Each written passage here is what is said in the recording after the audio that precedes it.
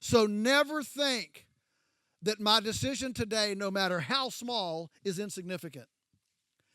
Every single decision we make, every choice we make is significant because it adds to the cumulative physical manifestation of a world. Hey, Holistic Hilda here. I bring you experts, experiences, and epic adventures to boost your health. Not too long ago, I had an event on Polyface Farms with none other than Joel Salatin, the farmer that really has my heart. He is at the forefront of the regenerative agricultural movement, but he also understands well how we can thrive in these times. He spoke about our ecological umbilical, what keeps us tied to nature, and how we can be more hopeful, holistic, and healthful in our approach to well-being. So check out his talk. Our ecological umbilical, our relationship to nature and why it matters. And thank you, Hilda, for giving me that title. Our culture is fast losing its moorings to our ecological umbilical generally and to farming specifically.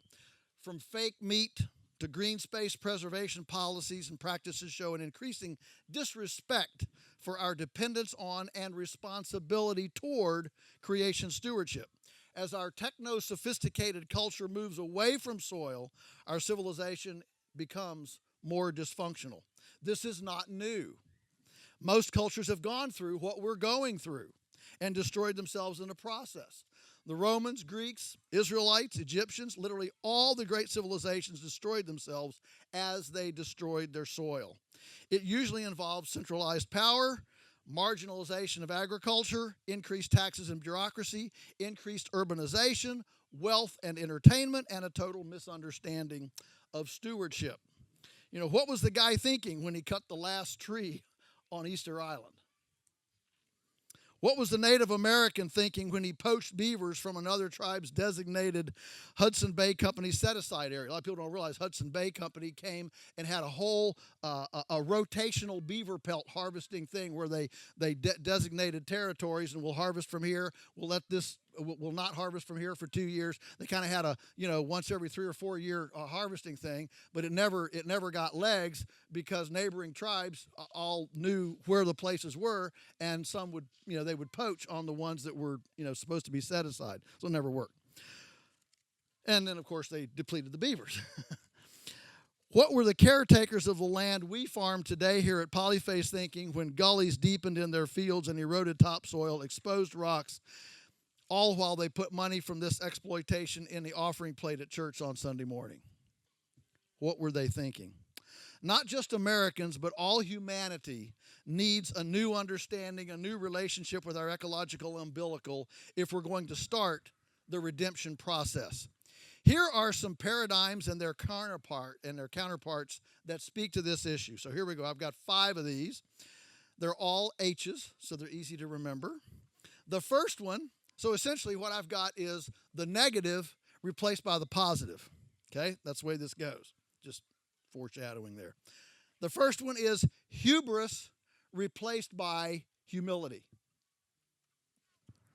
We've got this saying today, I can manipulate anything, especially the new iGen generation or Generation Z. I like what the new psychologist over at San Diego University, she's labeled it not the Z generation, but the I generation. This is the generation born between 1995 and 2020, and or something like that. And the first generation born with ubiquitous social media, okay? And the studies on these young people, there was a huge article. I read it to my staff, all of our crew here the other day out of the Wall Street Journal, that described this as the first totally pessimistic generation. And there are a lot of reasons for it. I'm not going to go into the problem, but there is a hubris though in this where I can manipulate anything. When the average male, this between 20 and 35 today, the average male spends 25 hours a week playing video games. Now, a video game, of course, is fantasy. It's not real. And if you lose your warrior or your tree or your buffalo or whatever on a video game, You wait a couple minutes, and you can start a new game, or it gives you a new one, or it replay. If your car wrecks, you wait a couple seconds, and it gives you a new car, and you can start the race over, right? How real life is that? It's not. It's not anywhere close to being real life, and yet we've got now a generation growing up with this manipulative idea that I can manipulate anything at my fingertips, and it's dangerous. It's dangerous. It's one of the reasons I love children and gardens, because when you grow a tomato and the bug gets it, or it wilts because it didn't get enough water, or you didn't weed it and it fails to thrive because it's got too many weeds around it, for whatever reason, if it fails, you don't just sit back and punch a button 10 seconds later, get a new tomato plant. It's for all the marbles. And I think that kind of reality, that kind of touch with biology, to understand this isn't just a game we're playing. This is for all the marbles. This is the whole deal. And I think that's one of the reasons why gardening is so important for kids. We've got this notion today in the bigger culture, who needs soil? Have you seen all the futuristic farms, the diagrams? They've got these, 12-story high-rises in the middle of Manhattan growing, hydroponically and aeroponically, no soil, with LED lights. And this is the way we're going to feed ourselves. I got news for you, folks. I told you out in the field that every handful of healthy soil has more beings in it than people on the face of the planet. It's about 9 billion beings per handful of soil. I mean, you talk about hubris, and the fact that we've only named 10% of them, we don't have a clue what to call or what the other 90% do, and we're going to walk into that world like a bunch of swashbuckling conquistadors and say it doesn't matter. We got a lot of hubris. We've even got this notion, who needs farmers? I mean, we've been trying to get rid of farmers for a long time. Now we'll just use GPS and AI. I mean, have you seen these driverless tractors? John Deere, I think, was the first one to come out. It's an amazing looking thing. I mean, there's no seat. There's no steering wheel. There's just a little white, about the size of a softball, right? It's just a little white softball sitting there, and this tractor just, it just goes out and does this stuff. As Wendell Berry talks about this. He says, if you're going to actually caretake something, you need to know something about it. And in order to know something about it, you have to spend time with it. I mean, does anybody think you can get to know your spouse through some sort of a virtual video screen? How many people have been taken by, social media relationships that turned out to be not true blue, right? And yet this is the way we think. We think some salesman, some computer whiz 1,000 miles away in a 5th-story office complex can decide what's right for this half acre here 1,000 miles away in this field that they have no clue about. So, it's the ultimate hubris against the land to think that we can actually handle the land without an intimate knowledge of it. I agree with the Chinese saying the best fertilizer on a farm is the footsteps of the farmer. So if we're going to care for something, we need to know it. We've got this hubris idea that we can just process food. Dr. Bill mentioned that earlier this morning. We can just strip out all the nutrition and fortify it with artificials. So now we've got, fortified with vitamin D, fortified with this, fortified with that. Why don't we just eat whole foods that had it all in them in the first place, instead of stripping it out and then trying to replace it with artificials? I mean, we got, chemical fertilizer. We don't need compost. We don't need decomposition. All we need is chemicals. The hubris of pharmaceuticals to keep factory farmed animals alive. I mean, one of the most critical ones during my lifetime has been the notion that we need to feed dead cows to cows. I mean, the entire scientific ag community worldwide I mean, they took farmers like me to free steak dinners to teach us this new scientific way of feeding cows, where we take dead cows, we cook them, we grind them up, and we take that precipitate and we feed them back to cows. I didn't buy into it, and I was labeled a Luddite. What do you want to do? Go back, when you're some sort of Neanderthal, you want to go back to, no running water and go back to 1700 and no just anti-science, anti-progress. I mean, name the thing, okay? We didn't buy into it, not because we were anti-science, because we didn't like progress. We didn't buy into it because I looked around the planet and said, where is an herbivore that eats carrion? I couldn't find it. And that, I know that 30 years later, there'd just be this global, oops, maybe we shouldn't have done that. Bovine spongiform encephalopathy, also known as mad cow. Now, if you want to sound educated, learn to say bovine spongiform encephalopathy. You don't need to know anything.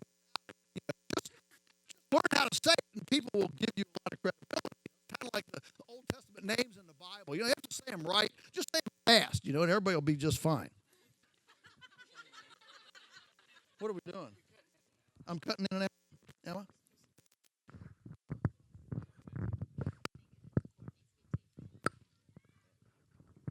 All right. Okay.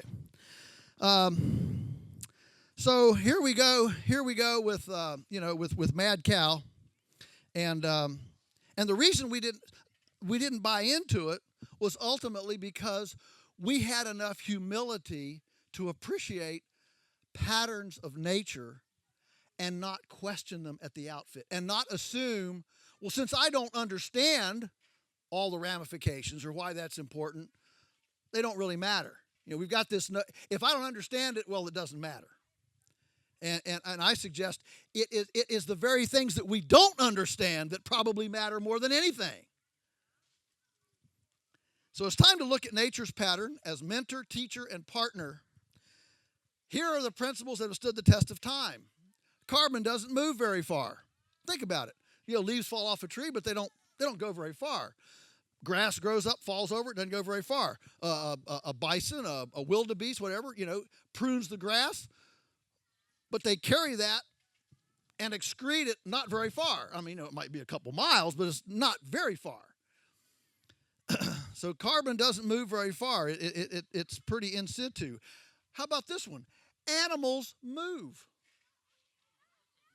We live in a time where our greatest agriculture experts don't think animals need to move. We just pin them up in little tight, cubicles and they'll be fine. Nature loves multi-speciation, not monospeciation. So we want farms that have a lot of different things, not just one thing. Habitat matters. Decomposition builds soil. I mean, these are basic, simple things that anybody can see if you spend a moment in nature, and yet mainline conventional agriculture has dispossessed our entire agricultural system from these most basic foundations that we see in nature. Here's the point. As we move toward humility, we understand nature's wisdom. And here's my crowning one.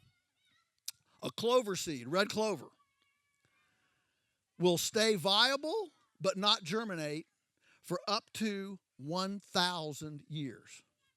Now I want you to think, we've got some red clover seeds out here right now. The blossoms, they haven't formed seeds yet. It's early in the season, but we can go out here and find some pink red clover blossoms. So imagine that, in a month, that blossom's going to finish. It's going to be pollinated. It's going to make a seed in there. You can go in, and then the blossom turns brown, and you can pluck that blossom, you put it in your hand, and kind of rub. We do.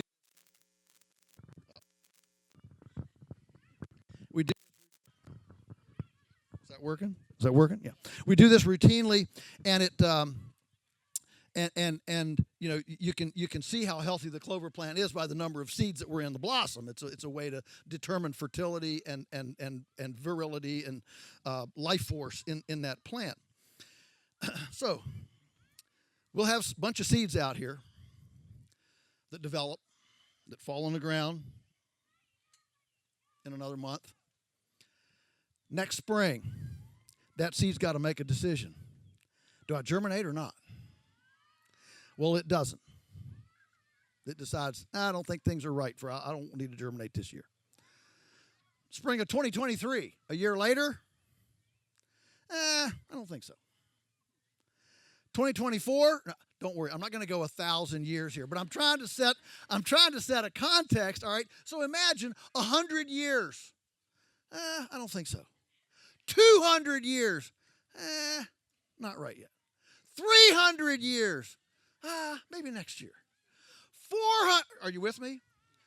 Year 987. This is the year to germinate.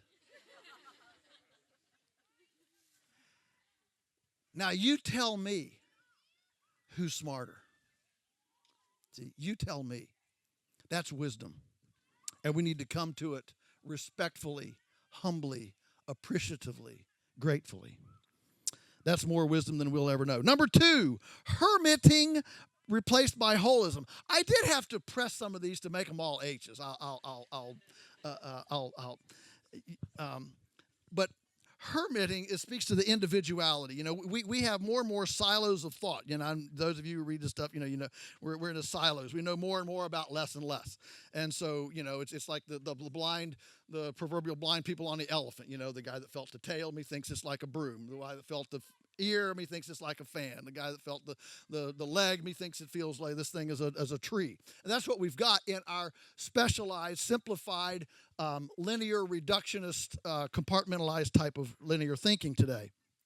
It has led us to a mechanistic view of biology, that biology, rather than being, or that life is fundamentally mechanical rather than biological. It's all about interchangeable parts, so we can move DNA around, we can move, functions around. And the basic concept here is that you can have life without death. We have a cultural aversion to death because we don't see it. Part of people not being involved with animals is the only death they ever see is their pet dog or cat. And then now we've got pet cemeteries, and you know, a lot of people spend more on their pet food than they do on their kid food. More interested in the health of their pets than they are their kids. And it's so fundamental that something has to die in order for something to live. And everything's living and dying. If you don't believe it, go lie naked in your flower bed for a week and see what gets eaten. You know, there's no more living and dying and eating and cycling going on than goes on in a compost pile. The whole thing is about eating, and then this microbe eats that one, and that one eats that one, and this one eats this one, and it's all part of that whole process of life, death, decomposition, regeneration, life, death, decomposition, regeneration. It's this fundamental circle. And so this whole notion of chemical fertilizer, that we can just put NPK, artificial, chemical, lifeless, inanimate fertilizer on soil, on all these beings, and have life from that, is fundamentally not only philosophically flawed, it's nature's pattern flawed, because in nature's pattern, something has to die in order for something to live. That is fundamental. And there are spiritual ramifications to that too. So this creates this idea that my actions don't have consequences. It's just me. I can do whatever I want to. It's just me. Nutrition is defined by separate pieces. We dissect everything. We don't look at a whole thing. We look at little pieces.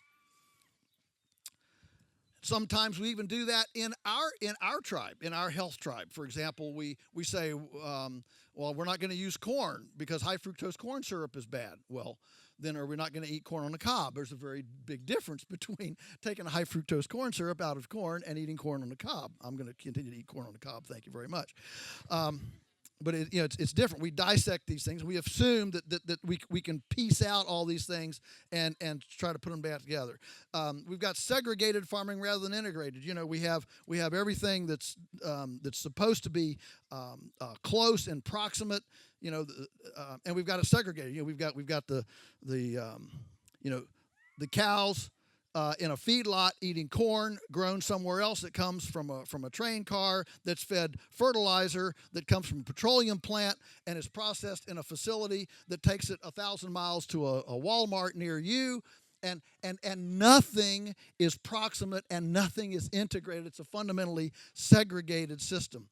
The scientific method, of course, rewards reductionist linear thinking, and that then acts as a boundary against the imagination of scientists who can't think holistically. And you can't do reductionist science with a lot of variables. So the idea of holistic thinking and reductionist science are they don't coexist, okay? They're oxymorons. and this notion that everything is unrelated. Actually, we're far more relational. We're far more dependent. We're far more communal. The whole is more than the sum of the parts. So here, we integrate the forest, our riparian, and the open land. I mentioned that this morning. The whole thing is about trying to create healthy ecosystems with a lot of edge effect. So you have a landscape mosaic, all right? And that's, most flora and fauna requires at least two of those environments to thrive. I mean, a good one here, for example, is turkeys, okay? Turkeys, their little poults require 28% protein. Well, you can't get 28% protein in a forest because there aren't enough bugs there. But the turkeys need to roost in the trees for safety. And so in order to have a viable wild turkey population, you need fields edged to forests where the forests provide security and the fields provide the bugs. And most flora and fauna are like that. They require two of these. And so diversification and integration is very powerful. We follow the cows with the egg mobiles. Our work, as much as we can, is performed by animals. And we have symbiosis and synergism among the animals and plants rather than segregated, single place production. Number 3, hedonism is replaced by holiness. Hedonism needs to be replaced by holiness. We've got a convenience cult today. I just want to do what I want to do. I don't need to eat nose to tail. All I want are chicken tenders. I mean, it used to be that I'll be a little bit sexist here if you don't mind. That girls were born understanding how to cut up a chicken. You couldn't go. There was a time when you couldn't go to the store and buy pieces of chicken. If you wanted a boneless, skinless breast, you had to get a whole chicken, take it home, take a knife and a cutting board, and cut it out. Can you imagine that? But in my lifetime, I have watched from the early days when nobody ever thought of buying a boneless, skinless breast to today, half of our customers don't know that a chicken has bones. I mean, they think we go out to the, boneless, skinless breast tree, and he's kind of like picking pears off the tree, It's just out there. And so we've got this, we've got this idea that, we don't need to eat nose to tail. We just, I just want these little pieces. Unblemished vegetables, unblemished fruit, right now, depending on the statistician you read after, up to 50% of the edible food on the planet gets thrown away through spoilage, through blemish, through imperfection. I was the other day with a guy who was in Zimbabwe. He'd just come from Africa, and he'd been in a green bean manufacturing facility for export to the European Union, okay? And I said, well, how many green beans were they processing every day? He said, they were doing about 4 tons a day. 2 tons went out the for sale door. 2 tons went to the landfill. I said, why? That's 50%. I said, why? He said, well, they're too long, they're too short, they're too crooked, they're too fat, they're too skinny, whatever. But it's all these cosmetic things have nothing to do with nutrition, and we throw it away. And we've got this idea that I want a change to happen, but not with my participation. You change, not me. That's hedonism. That's just gross hedonism. I want what I want without consequences to any. My objective is all about me. In agriculture, this is manifested by the simple mantra, all we're looking for, our objective is to grow it faster, fatter, bigger, and cheaper. That's it. That's all that matters. Nobody asks how to make the pig happy. And I would suggest that a culture that doesn't ask how to make the pig happy first will not ask how to make its citizenry happy first. It's how we respect and honor the pigness of the pig that's the beginning of holiness, which brings sacredness to life and practice. And a culture that refuses to ask if it's important to honor the pigness of the pig will forget to ask if it's important to honor the Hildeness of Hilda, or the Devonness of Devon, and the Billness of Bill. Okay? Holiness is all about dedicating our thoughts and activities to something bigger than me, something more noble than me. We desperately need vocations and activities that are other-centric rather than me-centric. Number 4, harmful needs to be replaced by healthful. It's unconscionable that Roundup, which has already lost all of its early legal battles, glyphosate, is still on the market. Now, before you misread me, I'm not asking for a law to outlaw it. I just think it's unbelievable that people are still buying that stuff. We don't need a law. All we need to do is quit being stupid. Unfortunately,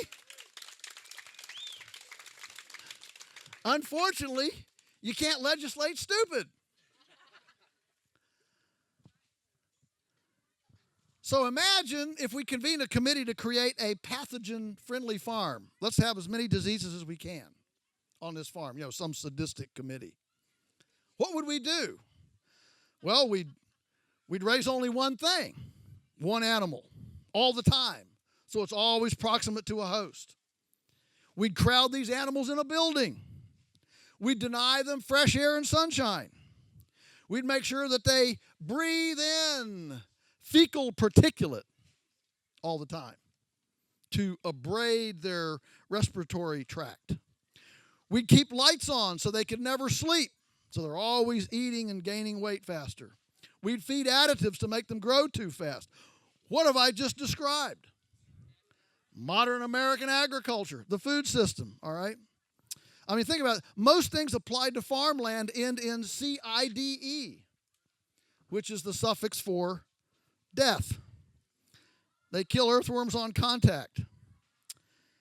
So how about some healthy protocols for a change? Complex symbiosis, sleep. Our chickens grow 10 or 15% slower than in the factory farms. Why? Because we let them sleep. We don't have lights out there. They actually go to sleep. Natural choreography, compost instead of chemicals, grass-finished herbivores instead of grain-finished. I mean, these are all healthful substitutes to the farmer, to the harmful protocols of modern farming. And number 5, hasty needs to be replaced by hopeful. We live in a time of quick fixes, in a time of short attention spans. In 1980, 60% of teenagers read books. Today, only 15% read a book. So one of our problems today is, in a time of Instagram and 5-second pop-up ads, how do you have a conversation long enough to unwrap a complex issue? According to these studies now, today, almost no young people can imagine sitting down. I'm talking about young people, between 25 and 10. Can't imagine sitting down and spending 2 hours reading a book at one crack, without checking their social media, without checking something. Female teenage girl suicide is up almost 500% because they're so tuned into this social media. Well, I'm not as pretty as this gal I see, or I don't have the clothes that this one sees, or there's all this comparison stuff. Problem is there's no patience for development. I want more now. I want more milk, more corn, more money, more everything. In fact, if I get sick, give me a drug, give me surgery. I don't have time to wait, right? But the biological clock ticks on its own time. We lease several properties in the area, farm properties, and we lease new farm properties. We normally, get on them after several years of abuse, decades of abuse in many cases. And it takes us 3 to 5 years to see healing really kick in. Biological dysfunction heals, but it heals at its own pace. We know we can't make it rain. We can't make soil in a day. But over a half a century, we've grown a foot of soil on these rock piles. Nothing runs at its optimum performance when we have it running at full throttle. Nothing. Not biological beings, not engines, not even mechanical. Nature tends toward balance, and that takes a while to establish once it's out of kilter. So building an immune system takes time. Wouldn't it be cool if we had a national policy tomorrow, if our dear Dr. Fauci would step to the microphone and say, okay, everybody, we're going to spend a week developing our immune systems. I mean, that's about all the attention span we'd have, I'm sure. So this week, and for this week only, we're going to sleep 8 hours a night. We're going to not eat any junk food, and we're going to cook from scratch. And we're going to exercise 20 minutes a day and work up a sweat. We're going to walk in the sun 20 minutes a day and soak up some sunshine. We're going to drink a gallon of water a day, because 80% of Americans are dehydrated. Thank you for the word, yeah. And to cap it off, we're all going to write down the people that we hate and forgive them. Wouldn't that be a recipe? Wouldn't that be a recipe to try for a week? I mean, it would fundamentally change the culture. Here's the deal. Nature is a hopeful partner. We have this mentality that to farm, to produce something, we've got to put nature in some sort of a wrestling chokehold. And I'm going to get you and make you grow apples or, cows or whatever it is. I'm going to make you do this. Whereas, actually, nature is like a lover that just wants to be caressed. The abundance is there. Nature is not a scarce partner, it's an abundant partner. But nature moves at a hopeful pace. It's not a hurried pace.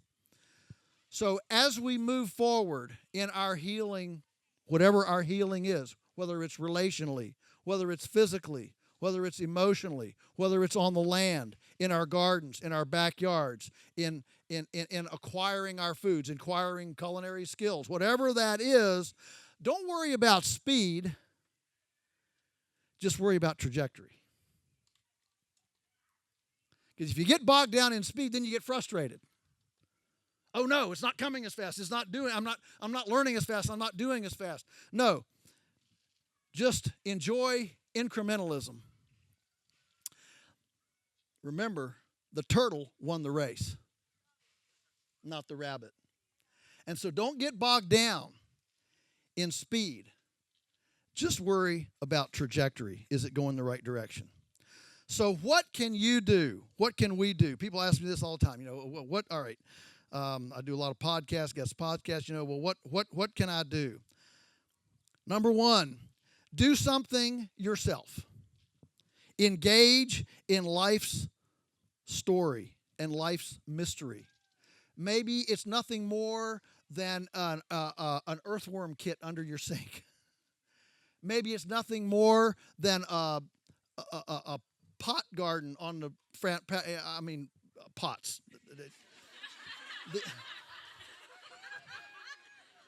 The other's okay too. I don't care. But we now have the most incredible urban, small-scale, miniaturized infrastructure now. PVCs with pockets in them that you can hang on your porch and grow fresh herbs right outside your apartment window on a porch. A beehive on the roof, maybe if you live in Manhattan and have a flat roof. There are things that we can do to touch the awesomeness and the mystery of life and realize this is bigger than me. And that's healthy. That's very, very healthy. Number 2, get in your kitchen. Get in your kitchen. You know, we have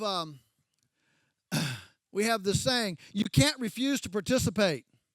You know, I've never seen a frog here on the edge of the pond wake up in the morning and greet the day with, I'm not going to participate today. You know, nature never does that. Every part of nature is participating every day, some way. And so this idea that we can change things, however you don't like where things are, whatever we have today, whatever is going on, is a physical manifestation of billions and billions of individual decisions that have been made before today. Do I go to the soccer game? Or do I can tomatoes? Do I, open a can? Or do I go visit my farmer? What we have today is a physical manifestation of those decisions over time. And what our grandchildren will inherit will also be a physical manifestation of all the billions of decisions that we make between now and then. So never think that my decision today, no matter how small, is insignificant. Every single decision we make, every choice we make, is significant because it adds to the cumulative physical manifestation of a world. That's a lot of responsibility, but a lot of privilege. A lot of privilege. We are those hands and those mechanical abilities. So get in your kitchen. Get jazzed up on domestic culinary arts. Number 3 is build a relationship with provenance, with your provenance. We don't grow everything that we eat. So you can see in our store, we collaborate with other food crafters and fiber crafters in the area.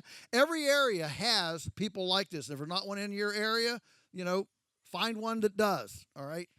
We've never had, logistical shipping as cheap and easy as it is today. That's fine. The point is, build a relationship with provenance so that you have some personal information. You become a stakeholder in a piece of land. Even if you're not a farmer, if you're not producing anything yourself, become a stakeholder in a piece of land somewhere. Build a relationship there. So what's the ideal customer? Our ideal customer? Our ideal customer, the person that we're looking for, the person that we love on and hug on, love to see. How do you step into this place? First of all, seasonal purchasing. Enjoy seasons. Don't kick against out of season. Relish the season. We service a grocery store, a pretty big one, boutique grocery store in Richmond. And they've made it a policy not to carry frozen strawberries. But every spring, they have this huge opening gala when strawberries are available. And they post recipes. You can make jam. You can, how you can freeze them for yourself, the different things like that. But why can't we have seasonality as something to celebrate rather than something to grouse about? Let's enjoy the season, okay? Number 2, salvage purchasing. Every farmer I know is desperate for somebody to say, what's your slow mover? I'll take some of that. Maybe it's chicken backbone. Make some bone broth. Maybe it's beef chuck roast. Okay? Right now for us it's eggs. Okay? We're overrun with eggs. But we're always ready to embrace and love on somebody that says, I want to solve your problem. At farmer's market, where's the person that'll come up and say, do you have some slightly blemished tomatoes?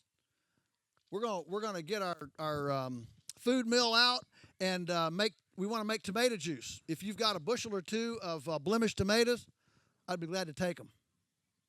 I mean, farmers will go gaga, goo goo all over you, slobber and everything else. And finally, the ideal customer is not one for whom price is everything. Price is something, but it's not everything. And we need people who appreciate how the realities of price. When we buy GMO-free local grain, we're paying about 3 times as much for that grain as Tyson is for its imported Argentinian GMO grain. Okay, so those things add up, and so we're looking for that kind of respect. But in the end, what we're looking for are people who come together and realize that it's not rural against urban. It's not farmers against consumers. There isn't any them and us. It's just us. We're looking in the mirror, and there isn't any them. It's us. And so how we're relating, how we're working together, and how we're committing to these win-win solutions for our ecological womb, ultimately our nest, the nest that we're living in, to clean it up, make it healthy, reduce desertification, increase hydration, increase soil building, all the things that are going negative today. If we implement these principles, they can all go positive. And wouldn't that be cool for all of us to realize that I have participated today in building soil, bringing more potable water, more breathable air, and more cultural equity to our world. That's an ultimately hopeful thing. It doesn't happen fast, but it happens in a nice incremental trajectory as we commit ourselves to the right way, the right living. Thank you for visiting. Now may all of your carrots grow long and straight. May your radishes be large but not pithy. May tomato blossom end rot affect your Monsanto neighbor's tomatoes. May the coyotes be struck blind at your pastured chickens. May the rain fall gently on your fields, the wind be always at your back, your children rise and call you blessed. And may we all make our world, our nest, our umbilical, a better place to live. God bless you. Thank you for coming. Thanks for watching, you guys. Let me know in the comments below if something in particular stood out to you and what you think of Joel and all that he had to say. Don't forget to give this video a thumbs up and subscribe so you don't miss a thing. Thanks so much for watching. Hasta pronto.